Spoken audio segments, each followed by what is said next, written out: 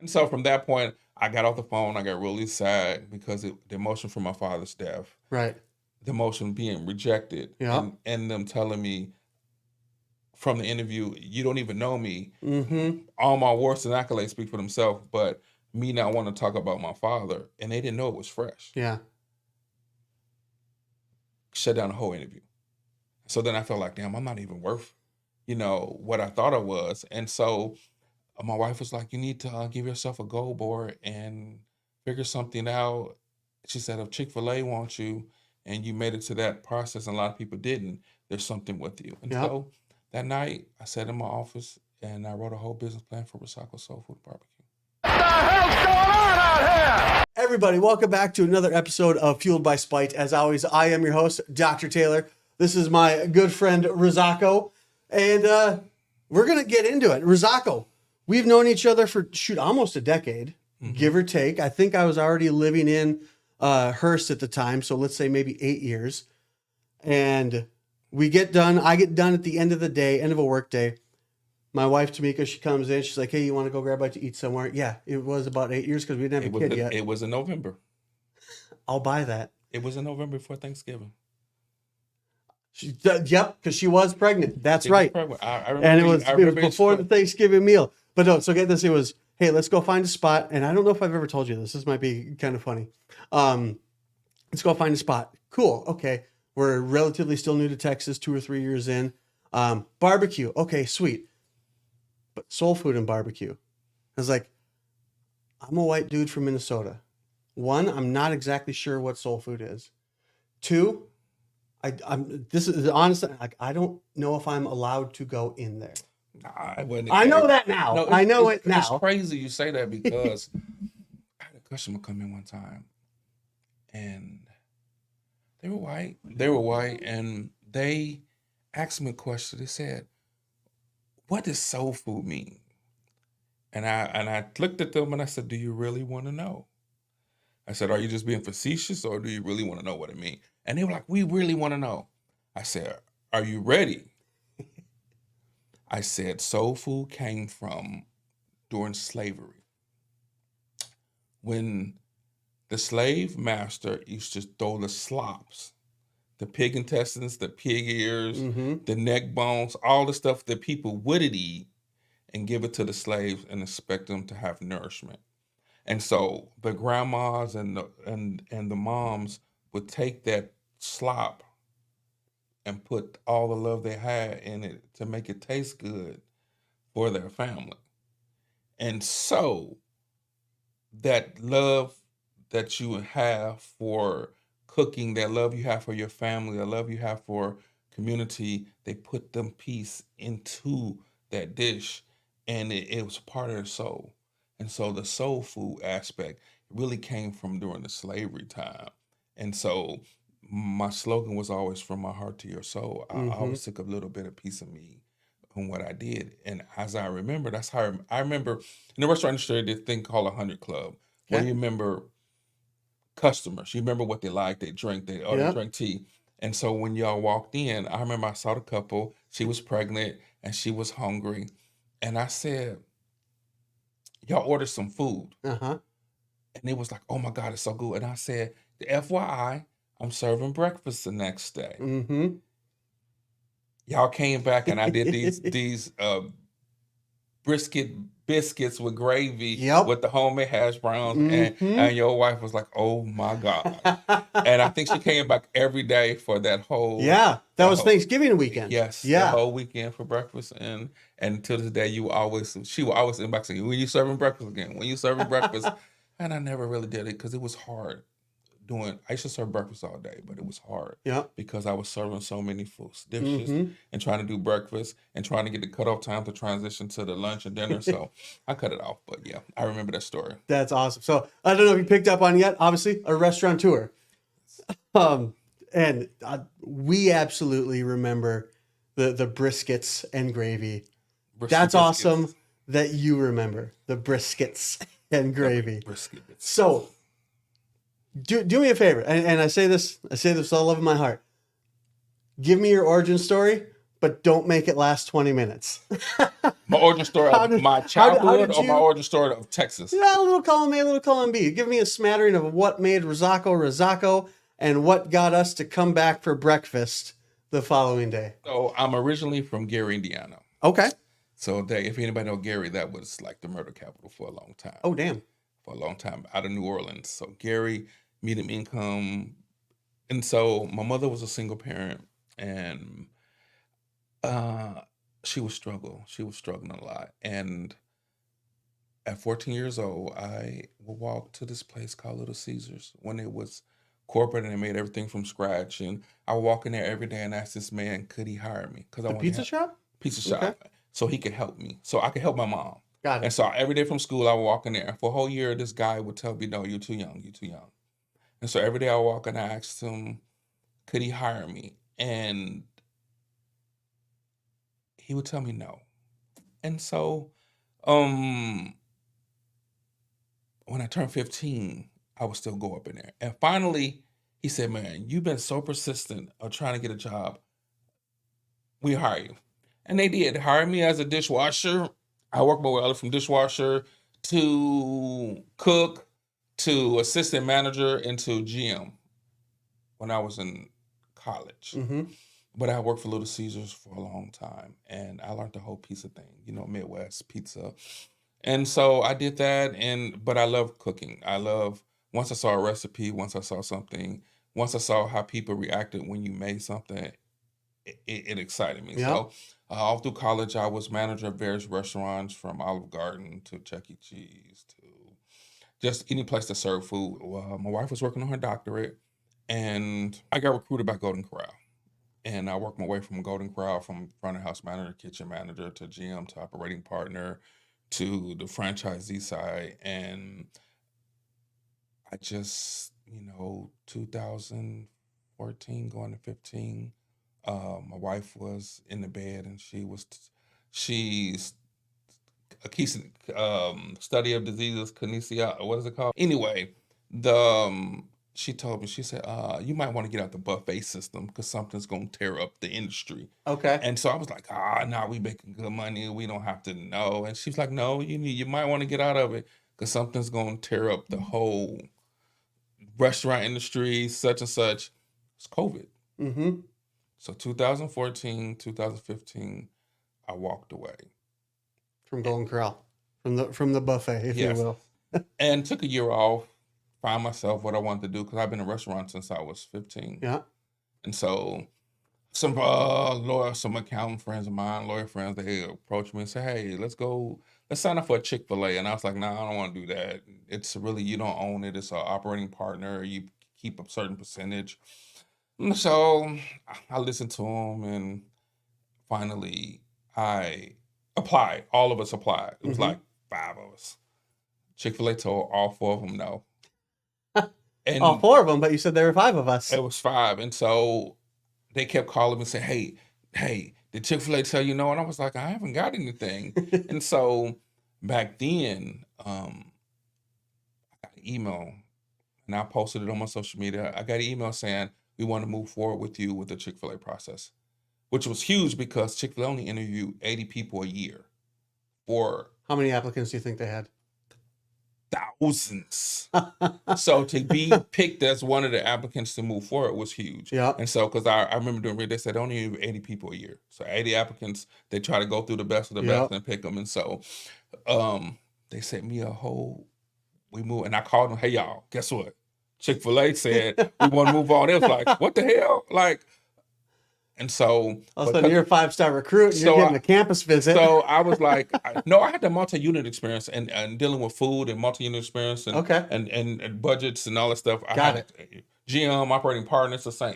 It's the same entity, and so it was an intense process. And so what happened was everything happened for a reason. True. And so at that time, I never forget. So Chick-fil-A told me yes. Then it was a 10 essay question fill out. Yep. And I did that. Then it was a credit check. You had to have $1 million worth of assets or sum total. Then it was another essay questions. and then it was a phone interview, and then it was to the headquarters. Yep. I made it to the phone interview. Okay. And the phone interview didn't go too good. and I say that because my father was murdered. And so Chick-fil-A does a background check of, it's Christian company. They want all about your history, your past, your parents, your involvement, know what you're involved in. Yeah. And so Chick-fil-A asked me about my father. Mm-hmm. And it was like, so is your parents alive? I said, my mother is, my father's deceased. And they asked me, how did he die? And in the process, I shut down. Yeah. I told Do you think they knew the answer before they asked? No. Okay. Because it was fresh. And so I told them I didn't want to talk about it, but I said it kind of aggressively. Like, that has nothing to do with my experience and what I'm able to bring to the table with Chick-fil-A. Can I argue with you there? And the lady on the phone, she said, I don't think this process will go any further. But it was a blessing in disguise. Yep. And so from that point, I got off the phone. I got really sad because the emotion from my father's death. Right. The emotion being rejected. Yeah. And them telling me from the interview, you don't even know me. Mm-hmm. All my awards and accolades speak for themselves, but me not want to talk about my father. And they didn't know it was fresh. Yeah. Shut down the whole interview. So then I felt like, damn, I'm not even worth, what I thought I was. And so my wife was like, you need to give yourself a goal board and figure something out. She said, if Chick-fil-A wants you and you made it to that process and a lot of people didn't, there's something with you. And so that night I sat in my office and I wrote a whole business plan for Rosako Soul Food Barbecue. That's awesome. And that started. When did you open the doors at Rosako's? I opened Rosako's August 15th, 2015. That's when I opened it up. But I had started it a year before that. Yep. That's because we got here. I opened up shop in February of 14. So you're a year and a half opening doors there. Obviously here, but opening doors there. August 2000. If you would have asked me, hey, how old is Rosako's? Like how established is Rosako's? There's no chance in hell I would have said that. Just from the following you had, from again the awards on the walls, all that stuff. There's no way I would have thought that you were newer than me. No, I literally started, man. It was crazy. It blew. I didn't do no advertising. It was all word of mouth. You got to understand. It was funny when I applied for my business loan. And I had my own capital. But I said, read business books, use other people's money. Yep. So I went to the bank. I went to Chase. I said, I got this. Give me some other people's money. I said, give me some money. That Chase told me no. Yep. I never forget this. And it was the sweetest lady. Can't think of her name, but she's the VP of the Chase, the lending and stuff. And I went to Chase Bank and they was like, no. And so I went back to her. I said, hey, can I bring you my business plan? And she said, yeah. I said, but if you're not going to read it, don't have me bring it to you. Right, yeah. And she, Stacy Just was her name. She was a sweet lady. She follows me on social media too. and I gave it to her. And in the process of that, what's crazy is when you think about a soul food place, they're not in no suburbs. Fair. Especially white suburbs. Yep. They all Dallas, Oak Cliff, the hood. Yeah. And so in my business plan, I really didn't have no competition when I presented to them because you compete Tex-Mex, Chinese. Yeah. And that Indian food place down the street. Food. But not even that location. It was just the Chase Bank. When you think about where I live, Keller, South Lake, there's nothing. No. And a lot of these soccer moms don't cook. I knew that. And I knew that. I did my research. I did my research. I knew that.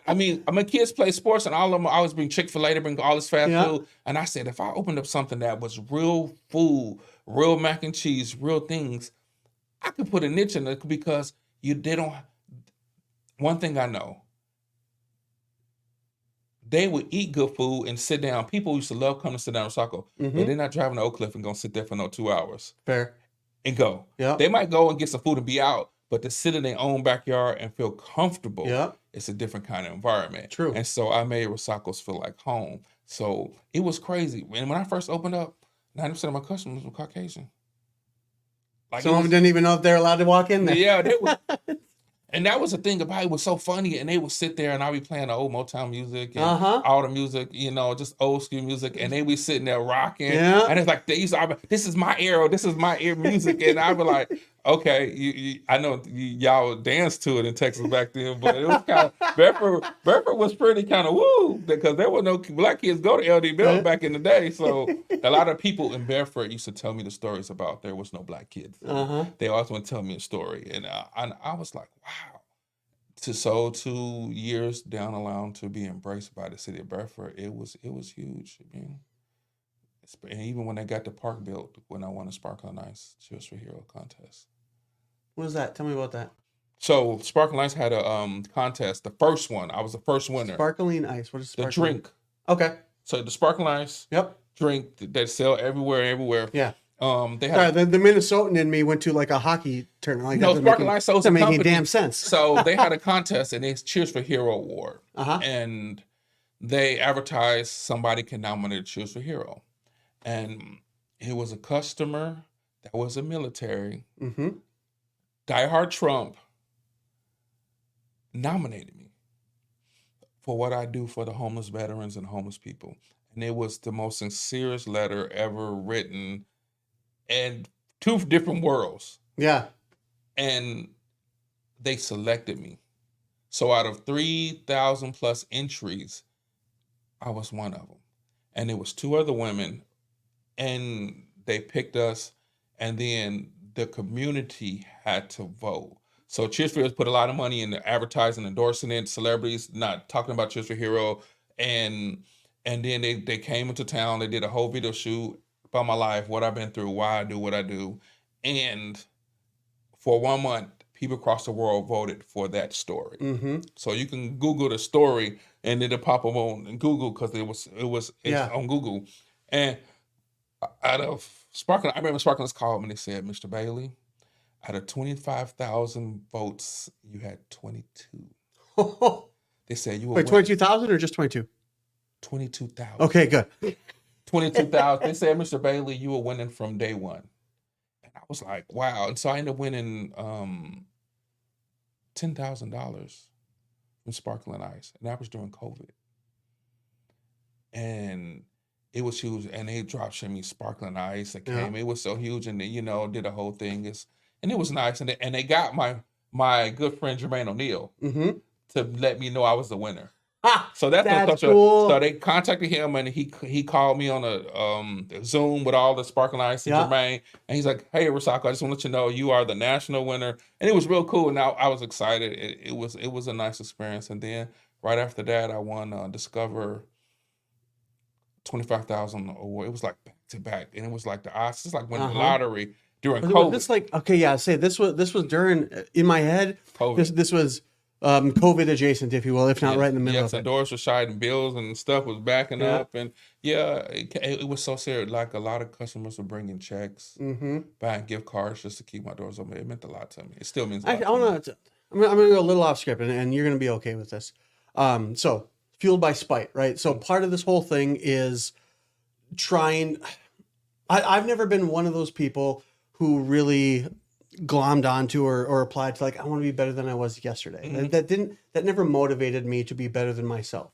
It motivated me to find someone doing better than me and reach for them. And then once I get there, find someone still doing better for me and reach for them. But one thing that I have personally learned later than I wanted to, if you will, is how relationships can truly propel you, relationships with other people.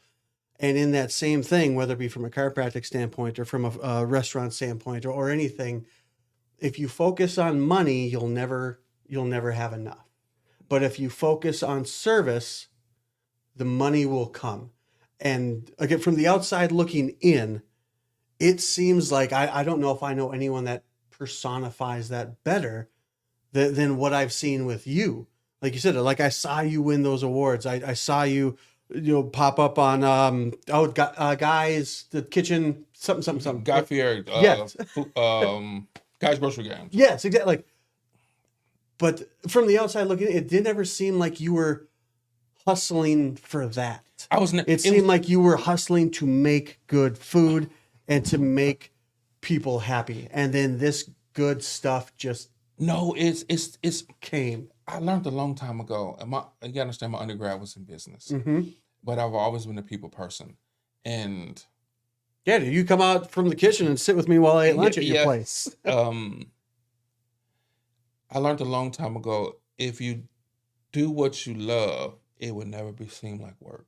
Mm-hmm. And so I loved cooking. I love the roll of the eyes when somebody tastes something like, oh my God, like this is so good. I love nostalgic because music touches a part of you and can take you back to memories. Yep. Childhoods.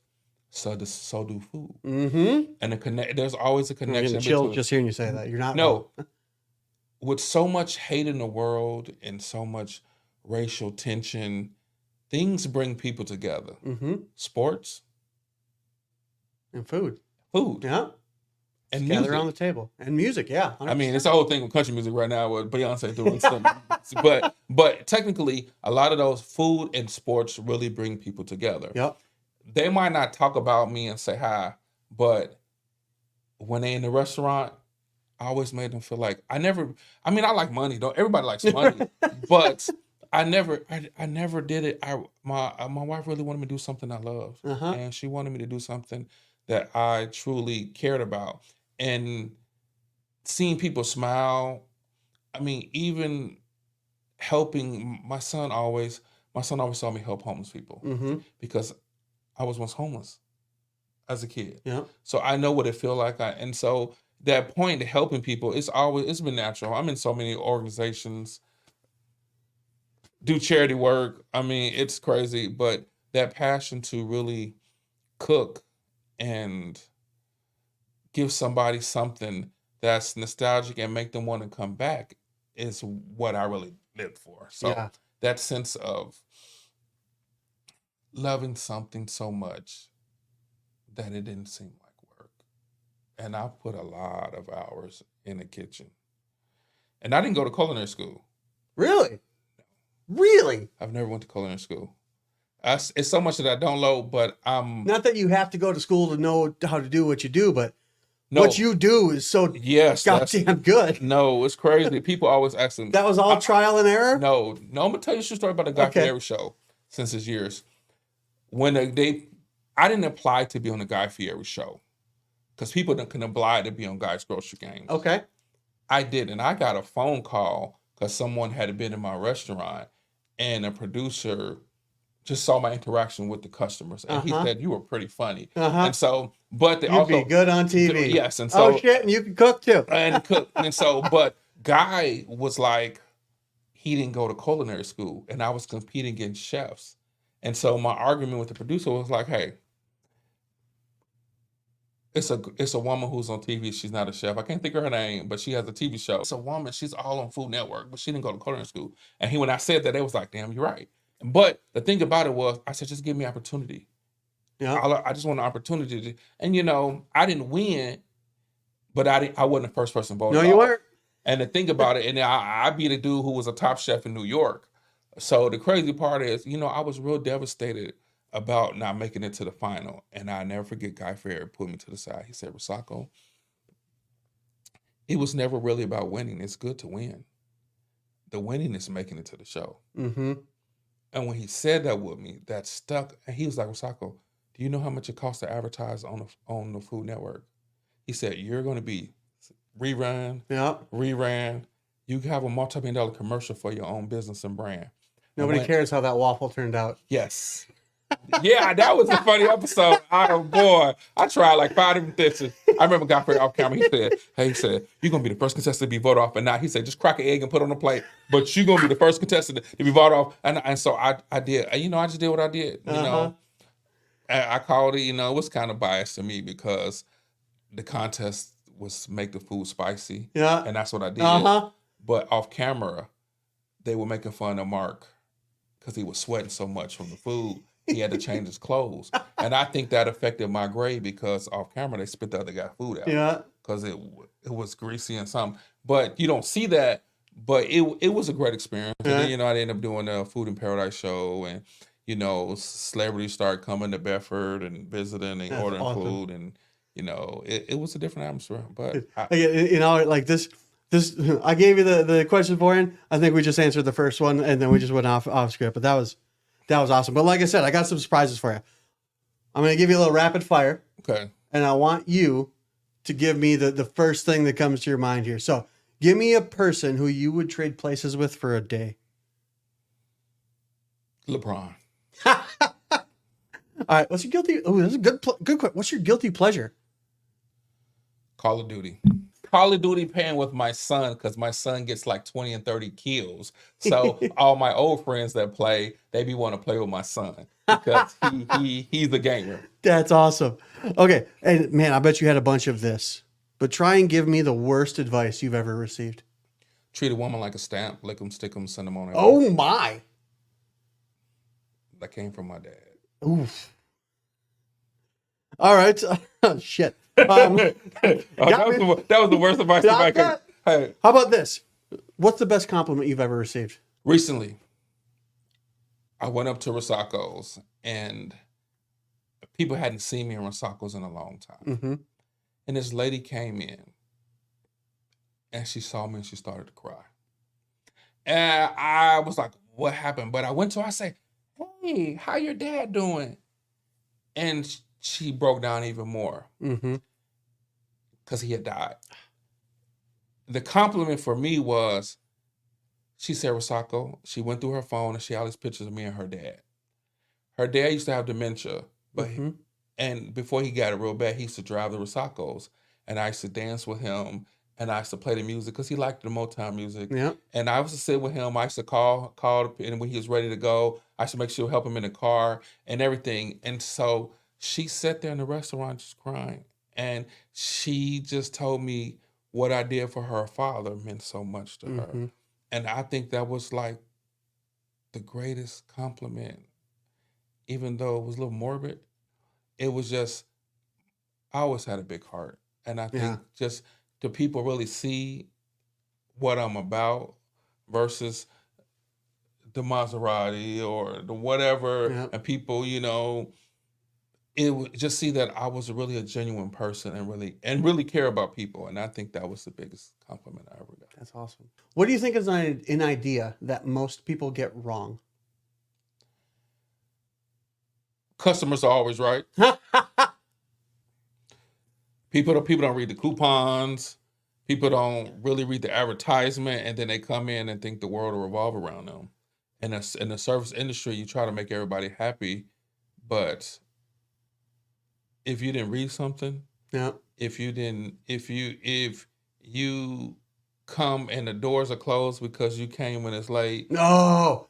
The amount of shit reviews that you got because you get the review.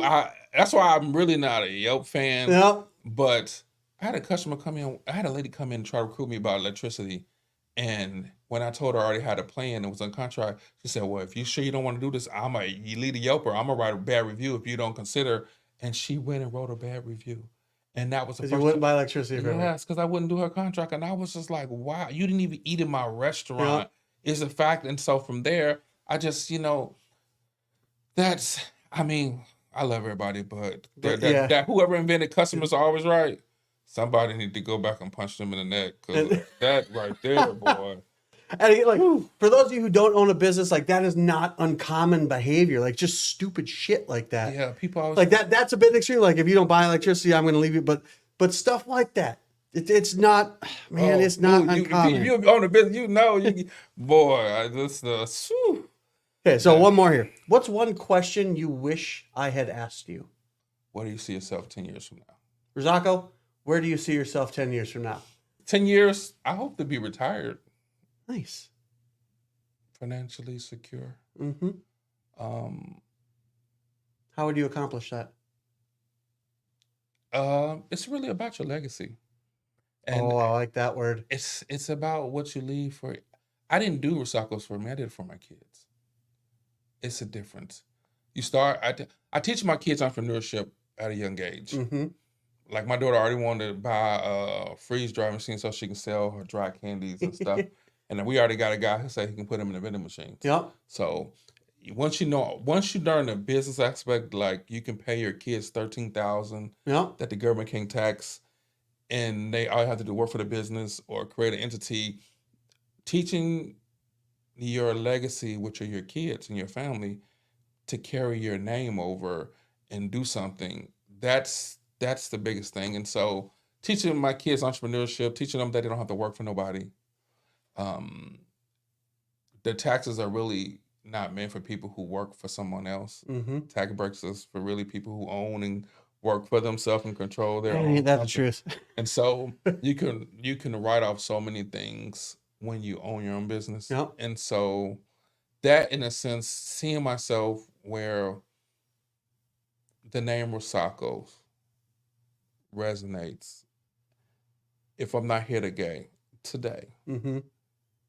they can always Google or look up and see Rosako's on what I've done with my name, which Yep. is Japanese, and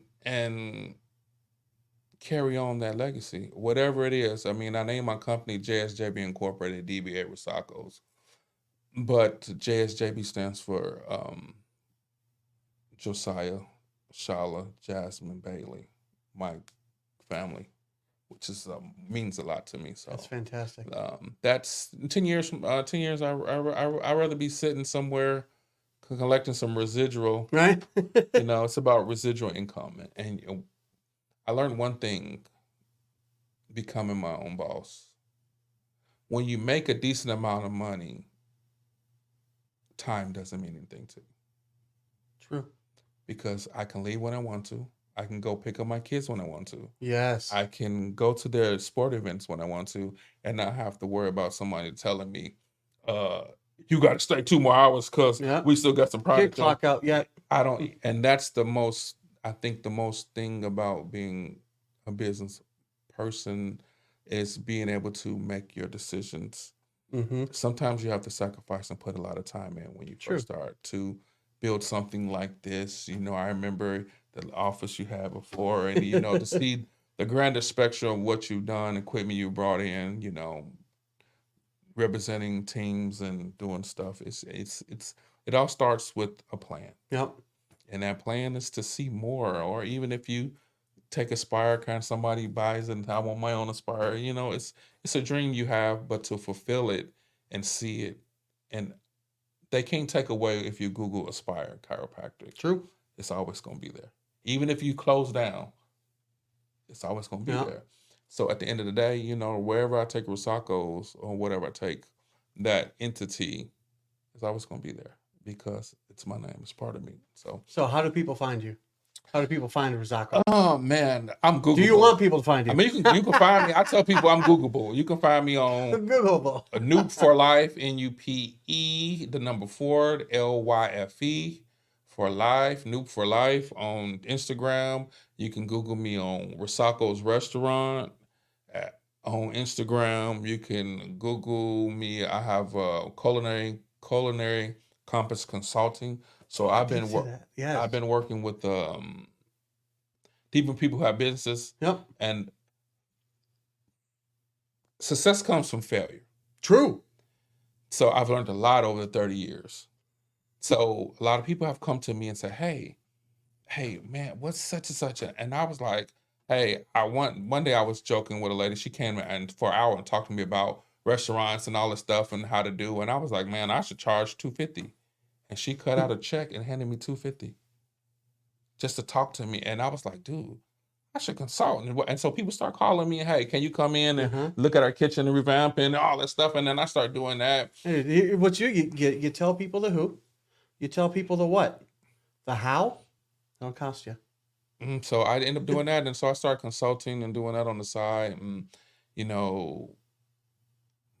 from there, I'm working on a new deal, a new spot, but also working with some of my celebrity friends. They want to do a cooking show with celebrities and do like the podcast and talk And so it got offered on the table. And so one of my friends, she's a celebrity, and she's been in movies and recording artists and all that, and they want to do a cooking podcast. So That's cool. I got thrown on the table. So I hopefully got my fingers crossed on that. So other than that, that's just me Dude, that's awesome. trying to figure out, like they used to say in Animaniacs, trying to take over the world. Right? Dude, that's fantastic. Again, you've been the personification of one thing, just the ability to make a living off of just the want to help people. But I'm not gonna lie, I think you're the personification almost of the tagline of the show. You will learn more here by accident than elsewhere by design. Yeah.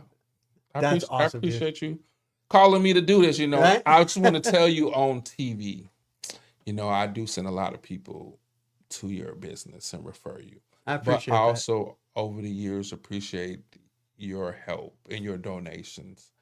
I don't look it over, but I do appreciate the support, and I will always support your business. Awesome, man. Thank you much. I appreciate your thank you. time. It is absolutely wonderful to know you. No problem, really Dr. is. Taylor. And tell your wife and kids that I said hello. Absolutely. As always, guys, like, share, follow. Check out Rosako's. Man, appreciate your time today, dude. Peace. Thanks.